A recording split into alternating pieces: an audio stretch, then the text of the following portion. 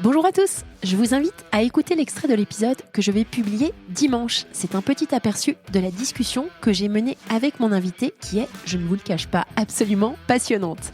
Bonne écoute et à dimanche pour entendre l'intégralité de l'épisode.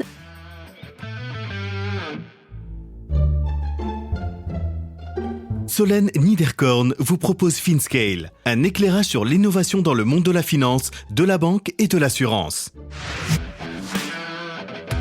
La pépite française du private equity. François Gerfagnon, responsable d'expansion, et Alexandre Motte, responsable des co-investissements chez Ardian. Quand un entrepreneur veut se développer, prenons toujours le cas de cet entrepreneur allemand qui veut se développer de manière plus forte, par exemple en France et même au-delà, on va intégrer dans nos équipes qui va lui parler une personne de l'équipe française pour justement ajouter cette dimension globale. Et pareil, lorsqu'il veut se développer aux États-Unis ou en Asie, on a le soutien des équipes de la maison. Et c'est ça qui est une dimension très très forte et différenciante par rapport à beaucoup d'acteurs. C'est vraiment allier cette proximité des entrepreneurs et le bénéfice d'une plateforme qui est globale. Ce qu'on fait aussi, c'est qu'on suit les deals qui sont en train d'être vendus ou achetés en France, en Europe, aux États-Unis. Et comme Ardian, on a quand même une bonne lecture du marché. Et puis, on travaille beaucoup avec les équipes de François, mais aussi de Buyout et aussi de Growth, qui nous disent, tiens, cette société, moi, François, je m'y intéresse pas pour telle et telle raison, mais je sais que c'est une bonne société. Donc, voilà, ils partagent de l'information avec nous. Et nous, ça nous permet d'être le premier à appeler le fonds qui va avoir gagné le deal pour lui dire, on connaît la société, on est intéressé, est-ce que tu peux nous inviter en co-investissement ? Pour cet épisode, Ardian, il n'était pas évident de trouver le bon angle. Tant de choses à approfondir avec cet acteur précurseur en private equity. Au terme de cette discussion, vous aurez un excellent aperçu du gérant français aux 160 milliards d'euros d'actifs sous gestion. François nous parle de l'activité du groupe et plus particulièrement celle qu'il dirige, Ardian Expansion. Alexandre, quant à lui, revient sur les co-investissements dont il est responsable. En filigrane de ces échanges, vous allez découvrir comment les équipes fonctionnent, interagissent et déploient le capital. Nous nous attardons bien entendu sur l'ESG, mais je vous rassure, il n'y a pas de réglementaire cette semaine. Je vous souhaite une très bonne écoute à tous.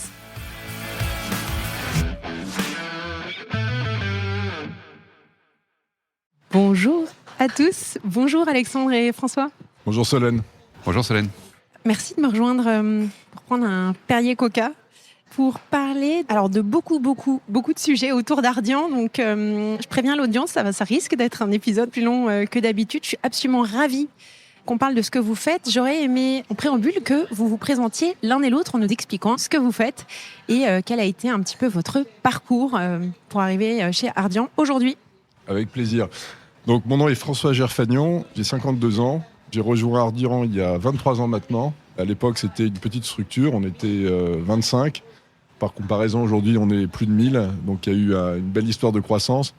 Et c'est un peu ce qu'on va raconter aujourd'hui. C'est une belle histoire et des belles histoires.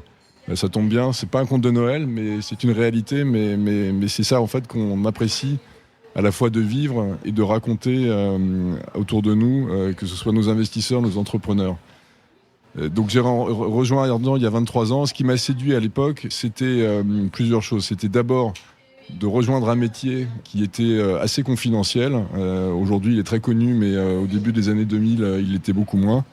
Donc, ce qu'on appelait à l'époque le capital investissement, maintenant le private equity, mais c'est la même chose. Et ce qui m'a séduit, c'était la capacité à être en proximité des entrepreneurs et à les accompagner dans leur croissance en ayant une relation très très forte. Par opposition à celle que j'avais connue auparavant, où pendant 5 ans, j'ai géré des portefeuilles actions cotés, où là, la relation est finalement beaucoup plus lointaine, beaucoup plus distante.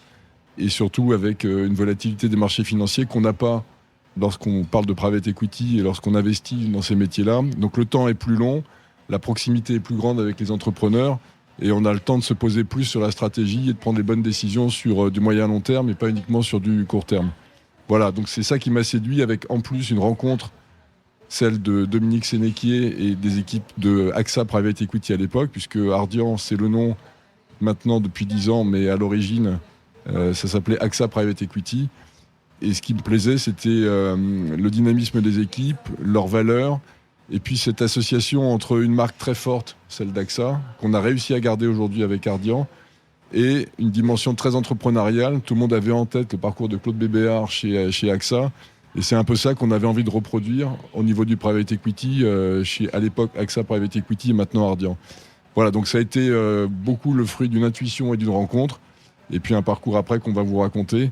après avoir passé la parole à Alexandre. Mais voilà, c'est ça en fait l'histoire qui aujourd'hui nous anime. Et aujourd'hui, tu es en charge d'expansion, en fait, Ardian Expansion. Hein.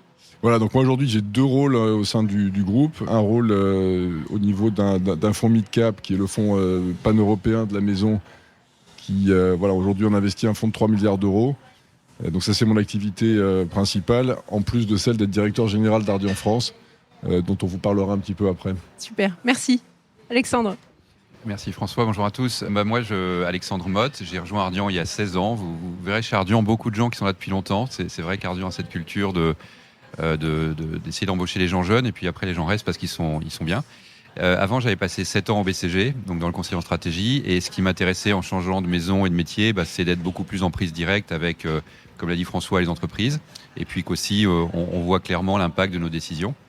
Et je suis aujourd'hui responsable de l'activité de co-investissement d'Ardian, dont on parlera aussi plus en détail tout à l'heure, je suppose. Super, merci beaucoup. Alors, François, on va commencer par toi. Ça va être un épisode en 2 parties avec François qui parle au départ et puis Alexandre qui prend la suite.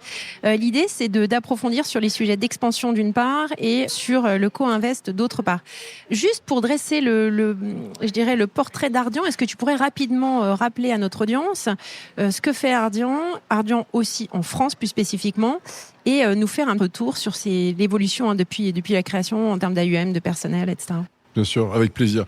Donc, la société a été créée en 1996 par Dominique Sénéquier au sein du giron AXA, donc AXA Private Equity, avec une logique qui était très très forte, qui était celle de la gestion pour compte de tiers. Vous venez d'entendre un extrait de l'épisode que je vais publier dans quelques jours. Alors ne restez pas trop loin de votre plateforme de podcast pour pouvoir profiter de tout l'enregistrement.